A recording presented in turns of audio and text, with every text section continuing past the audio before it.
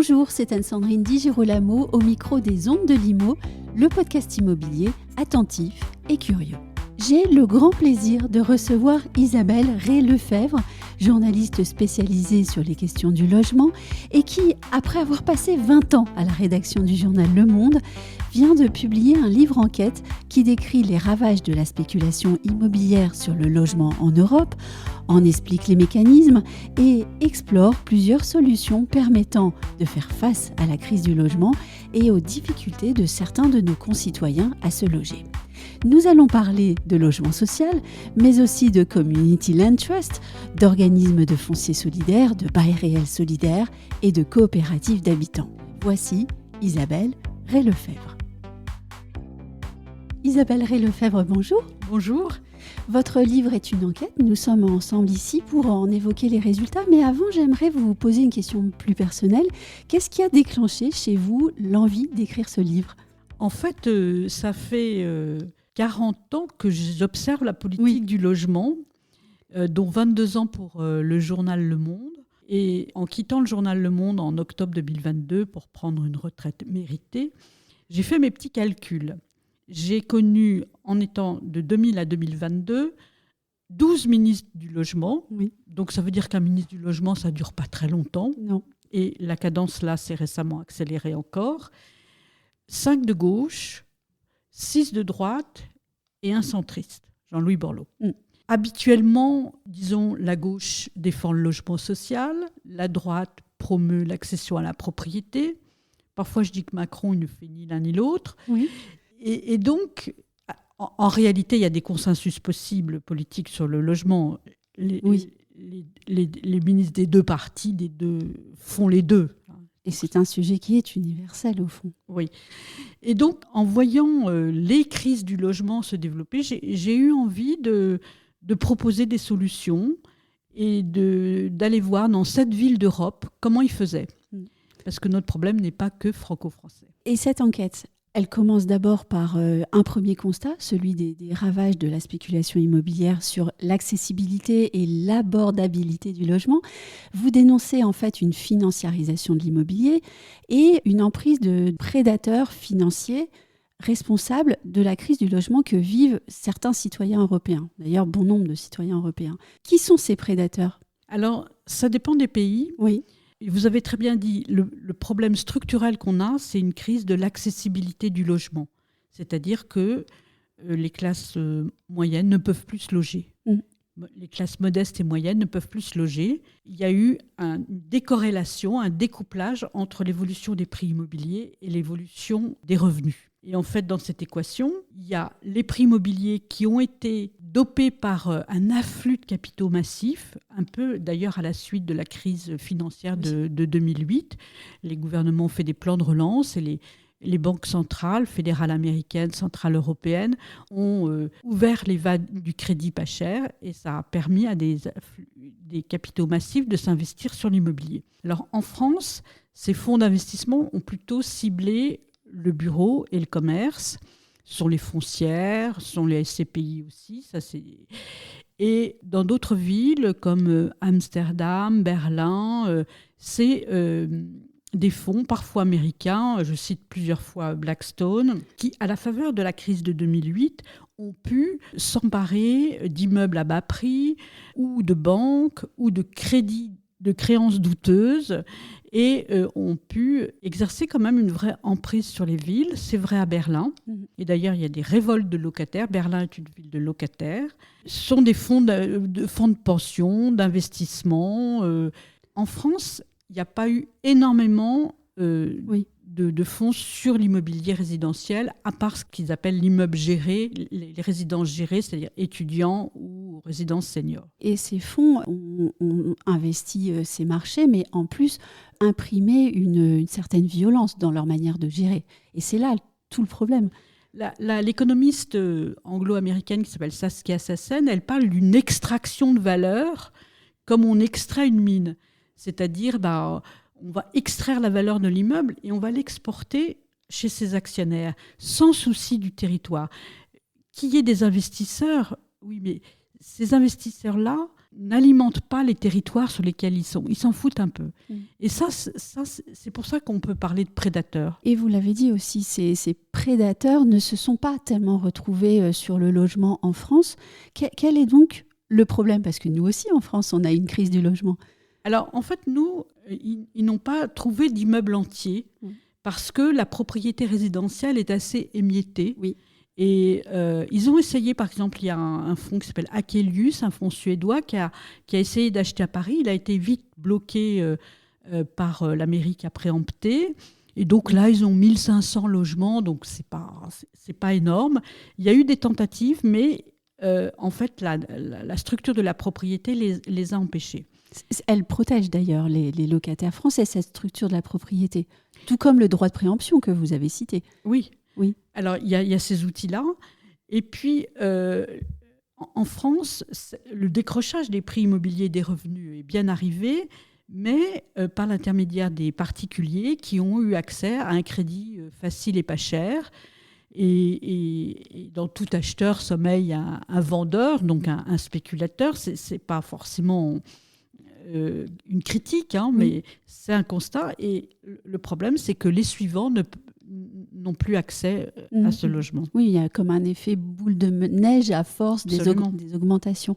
Vous parlez aussi du logement intermédiaire. Quel est le problème avec le logement intermédiaire ?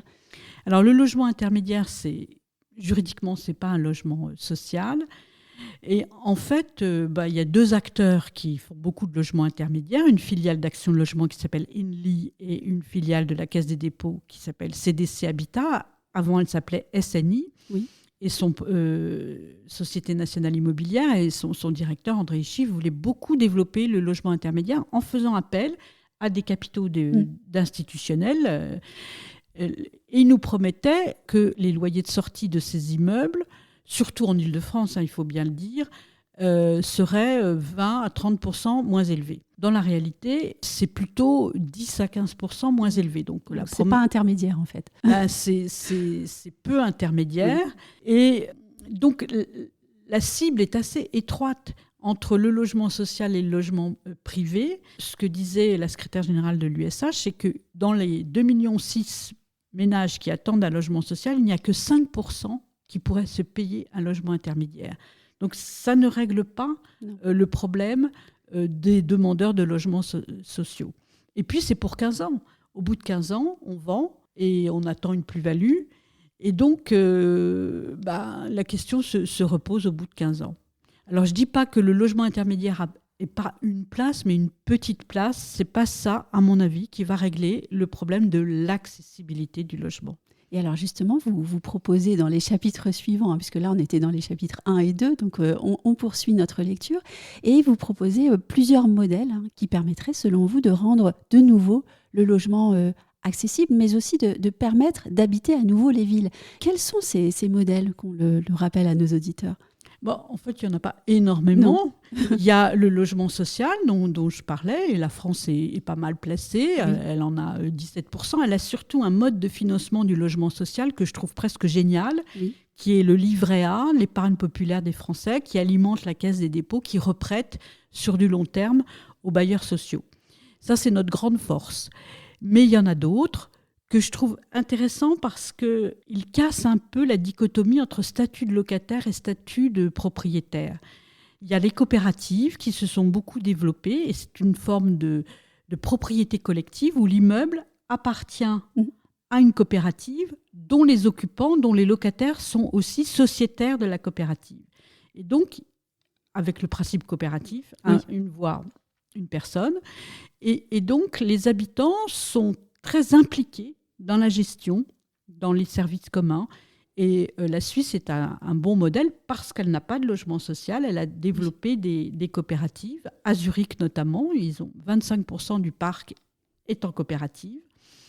Et donc, les gens ne sont pas propriétaires, ils sont locataires, mais avec plus de droits que les locataires. Ils peuvent rester, ils ont voix au chapitre, ils peuvent rester tant qu'ils veulent, les baux sont à durée indéterminée. La comptabilité est transparente, c'est-à-dire qu'ils ont tous les comptes et on leur facture le loyer qui correspond au prix de revient. Et ce qui est très vertueux, c'est que dans le loyer, on prévoit la remise en état. Et donc, ils sont assez riches. Et quand les taux baissent, ils baissent les loyers. Et c'est aussi un modèle éprouvé, en fait, puisque la coopérative, c'est un modèle assez ancien. C'est un modèle qui a été créé par des artisans de Manchester, de Rochdale, et qui s'est développé à la fin du 19e siècle, beaucoup à Berlin, à Amsterdam. Et c'est souvent corporatiste, c'est-à-dire c'est les charpentiers, les cheminots qui créent leur propre coopérative pour pouvoir se loger. Ça, j'ai trouvé que c'était un modèle très inspirant, avec beaucoup d'espaces partagés, très inventifs, des chambres d'hôtes, des chambres de naissance, de mourance aussi. C'est vraiment bluffant. Oui, on en reparlera tout à l'heure aussi. Si on passe aux autres modèles, en fait, il y a un duo franco-américain qu'on pourrait évoquer aussi. Un autre modèle qui est inspiré des États-Unis, du Community Land Trust, où le land appartient à un trust géré par la communauté. Il y a une dissociation entre bâtiments et terrain. Et cette dissociation, elle peut avoir lieu aussi dans les coopératives, mais pas forcément. Cette dissociation fait que le terrain est acheté par cet organisme non lucratif, le Land Trust, avec des prêts très longs, 100 ans, et ce qui permet de baisser la charge foncière, de la diminuer par 4. Par exemple, quand nous, on emprunte sur 25 ans, là, on emprunte le foncier sur 100 ans, donc on diminue la charge foncière de 3 ou 4, et donc, in fine, on arrive à 30 à 50% de prix de revient, de moins par rapport au marché. Et les habitants, les occupants, achètent leur appartement et ils peuvent le revendre. Et c'est eux qui empruntent pour l'acheter, ils peuvent le revendre. Donc, ils capitalisent un peu, c'est la différence, mais ils le revendent à un prix contrôlé et à une personne agréée par le Community Land Trust. Et nous, on a importé ça sous la forme d'organismes fonciers solidaires et de bail réel solidaire, c'est-à-dire que les occupants sont locataires réels solidaires. Quand on entend parler de ces modèles, et je pense notamment à la coopérative, ils sont encore peu ou très peu développés en France d'ailleurs. Est-ce qu'on ne peut pas penser qu'ils sont un peu quand même utopiques, notamment parce qu'ils s'appuient sur la notion de communauté? Alors, je pense à l'esprit bien français, bien individualiste en vous posant cette question. Oui, je comprends. Alors, c'est vrai que dans les coopératives que j'ai pu voir, à Barcelone, à Amsterdam, à Genève, à Zurich, il faut avoir l'esprit coopératif. Oui. C'est-à-dire être présent aux réunions. S'impliquer. Bon, il n'y a pas d'obligation formelle. Enfin, tout ça, c'est dans les statuts qui sont assez librement rédigés pour la coopérative. Il y en a qui sont très écolos. Il y a une voiture les voitures sont partagées, donc vous n'avez pas droit d'avoir votre voiture personnelle. Enfin, voilà, ça peut être contraignant. Et moi, je pense que tout le monde n'a peut-être pas envie d'habiter une coopérative, mais je pense qu'il y a une vraie demande de gens qui ont envie de ça. Mmh.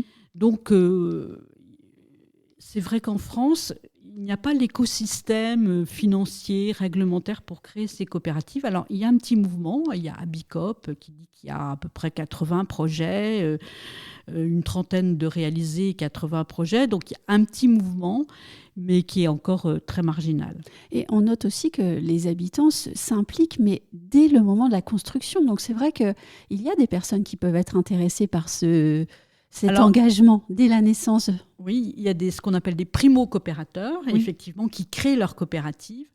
Moi, je trouve que c'est... Moi-même, j'ai fait ça. Je trouve que pouvoir, ensemble, en groupe, définir dans quoi on va habiter, réfléchir, c'est vraiment fondateur pour moi, cette expérience. Et je ne le regrette pas. J'habite toujours dans cet immeuble, presque avec les mêmes gens. Et... c'est très inventif. J'ai été voir une coopérative à Lyon faite par des seniors.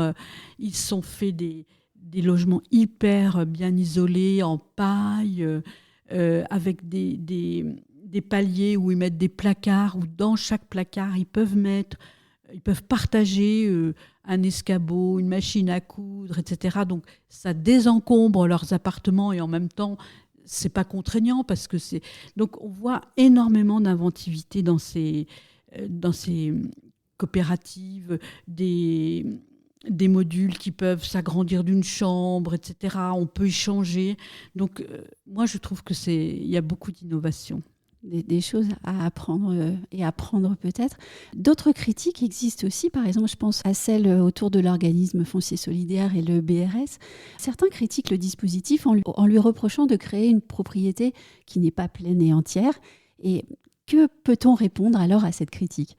Alors, c'est vrai, ce n'est pas une propriété pleine et entière, parce que vous n'êtes propriétaire que du bâti, que vous ne pouvez revendre qu'à un prix contrôlé. Alors, en France, on a été assez jusqu'au boutiste par rapport au Community Land Trust américain, c'est-à-dire que quand vous repartez, vous revendez le prix que vous avez acheté un petit peu indexé. Tandis que dans la formule américaine, vous avez le droit à un partage de la plus-value. Les partants peuvent récupérer 25% de la plus-value si plus-value il y a. Il y a une estimation qui est faite. Alors, l'OFS-BRS en France est assez rigide, c'est vrai. Il faut avoir des ressources plafonnées. On peut pas, il faut en faire sa résidence principale. On ne peut pas louer. On ne peut revendre qu'à une personne qui aura les ressources plafonnées, agréées par l'organisme foncier solidaire, c'est vrai, c'est contraignant. Mais le contrat de départ, c'est vous bénéficiez quand même d'un logement en ville, et ça marche très bien dans les zones chères, justement. À Paris, il y a l'OFS-BRS de Saint-Vincent. Paris va faire à peu près 1000 logements qui vont être vendus 5 094 € le mètre carré, c'est-à-dire quand même 2 fois moins cher. Donc le contrat de départ, c'est vous bénéficiez, et puis il y a des espaces communs, vous bénéficiez de ce logement pas trop cher, mais vous le revendrez pas trop cher non plus pour que les suivants puissent avoir les mêmes conditions.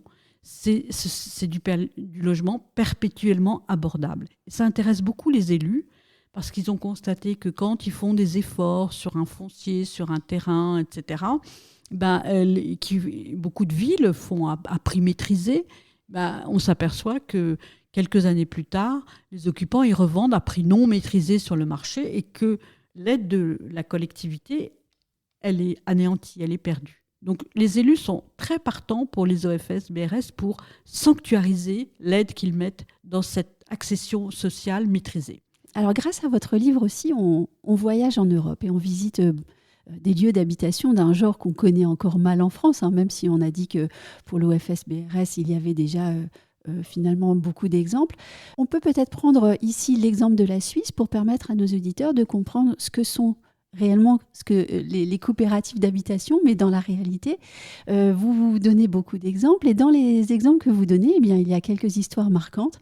Celle que j'ai aimée, évidemment, c'est la première, quand le canton de Genève vend ses lingots d'or qu'il a en réserve. Cette histoire-là est vraiment intéressante pour la compréhension du système. Oui, alors le canton de Genève a décidé, je ne sais plus trop en quelle année, de vendre des lingots d'or et de les attribuer à une foncière cantonale, la FPLC, foncière pour le logement, la construction, et pour développer des logements coopératifs. Et dans ces logements coopératifs, il y aura ce qu'ils appellent du logement social, ils appellent ça du LUP, du logement d'utilité publique à prix, à loyer encore plus faible. Et donc, cette foncière acquiert des terrains et les met à bail amphithéotique par appel d'offres pour des coopératives. Il y a par exemple un quartier à Genève qui s'appelle Mérin, près de l'aéroport, où là, il y a 7 coopératives différentes, 7 coopératives différentes qui ont construit des immeubles assez hauts, avec une immense, ils appellent ça la place des récréations, une immense place sans voiture. Et c'est vraiment un quartier il y a le tram bien relié au centre, c'est vraiment un quartier agréable. Et j'ai beaucoup aimé aussi les pages qui évoquent l'importance de la qualité architecturale, par exemple. Ça, c'était important aussi de pouvoir le découvrir. Alors, en fait, il y a un style coopératif qui est à la fois assez épuré, avec du béton, du bois, mais assez luxueux par ses volumes, par ses surfaces. Le bois, c'est un beau matériau. Et puis, les espaces communs sont surdimensionnés, c'est incroyable. Par exemple, tout simplement pour les vélos, ils prévoient 4 places de vélo par logement. Bon, à Paris, c'est un problème de garer son vélo. Quand il y a une place par logement, on est content. Des salles de réunion très luxueuses avec des belles cuisines, où vous avez l'impression de rentrer dans un beau salon. C'est vrai qu'il y a une qualité des espaces verts qui est impressionnante. Et intéressante à regarder. Alors, on ne peut pas évoquer l'entièreté de votre livre ici au micro, en fait, parce qu'il est très riche. Il regorge d'exemples pris dans 7 villes d'Europe. Mais personnellement, sans doute comme beaucoup d'autres journalistes, j'ai relevé le paragraphe « La disparition volontaire du ministère du Logement ». Vous nous avez emmenés à Amsterdam depuis plusieurs pages déjà, pages dans lesquelles vous décrivez une situation grave pour le logement.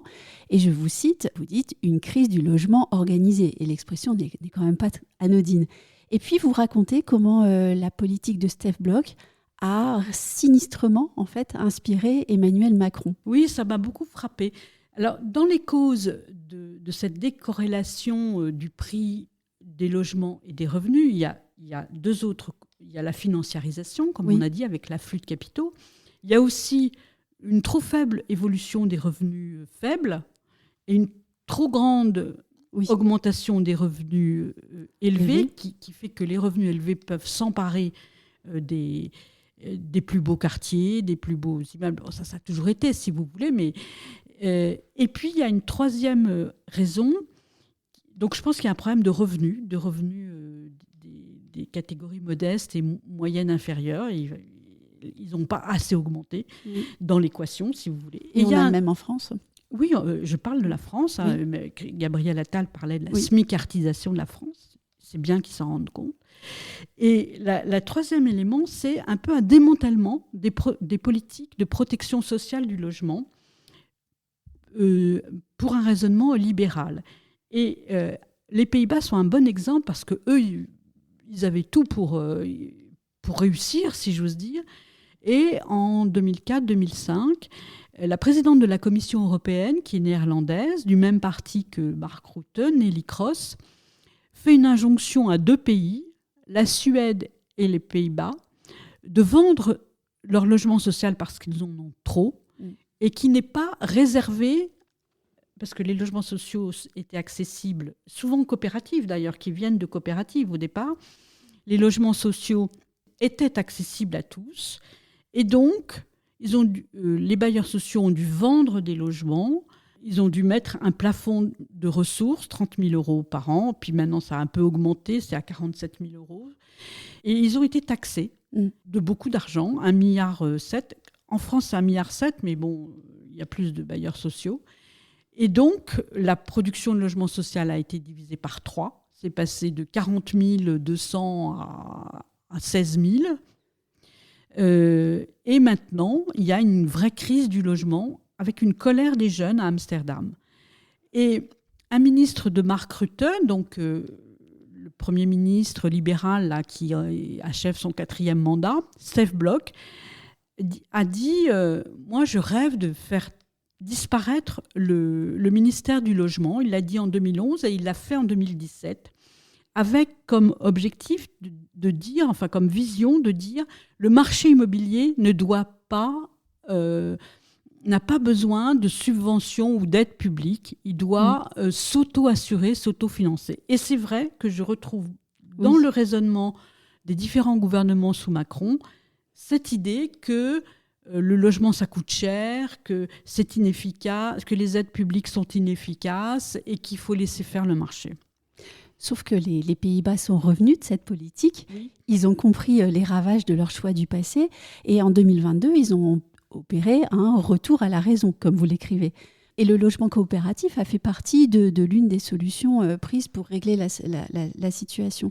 Est-ce que donc, et pardonnez-moi cette question posée avec humour, est-ce que donc vous dédiez votre livre à Emmanuel Macron, en lui suggérant de regarder ailleurs, autour de lui, dans le passé, peut-être pour revoir sa politique? En l'occurrence, il avait regardé les Pays-Bas. Moi, ça m'a frappé parce qu'il a taxé les bailleurs sociaux.